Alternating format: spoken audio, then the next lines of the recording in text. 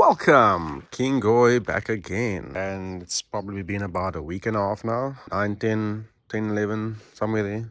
So many days. And we've got, I would say, a decent amount of growth since then.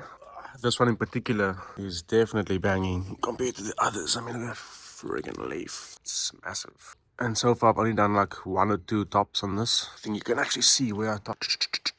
I mean, that one's definitely doing a lot better than the others. Not that the others aren't doing that great, it's just that the other 3 are more in line with each other than they are with that one. This is the big Buddha, a lot more bushy. You can also see it's not the same as the Exodus in terms of the phenotype. These are all Exodus around 1, 2, 3. But I think it's still going to grow better because it's in a better spot. These 2 are probably more ideal. As you can see here, this wall kind of, I mean, we're already at what now? Almost 10 o'clock in the morning. So it's about 4 hours of sunlight or direct sunlight we could have gotten extra. But yeah, I think I also need to do some tidying up here. This grass, it's not really doing any damage to the plants.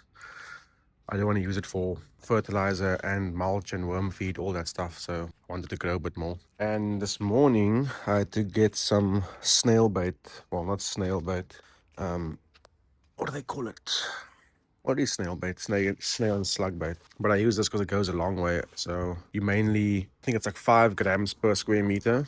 So just like a little droplet. I just go down and go around where I think is a good spot to put it. And I mean, the best part about this is it's completely friendly and organic and, you know, no toxicity to animals or all that. You can have a look. Woo! But I mean, it's quite a value for money. It's about 115 bucks.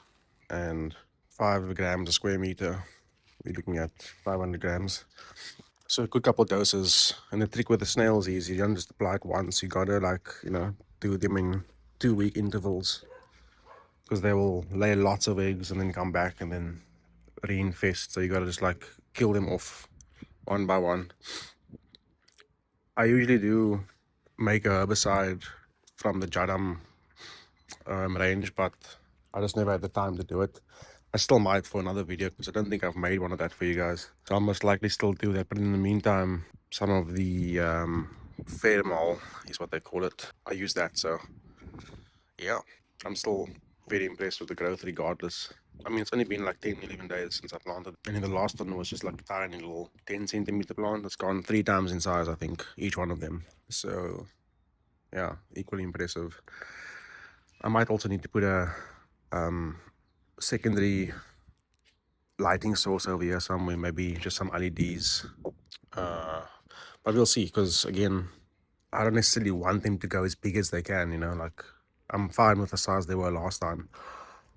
And yeah, it was a nice big yield of this batch, you know, so that's more than enough for me. But as always, guys, if you haven't already, please like and subscribe and stay tuned for the next video.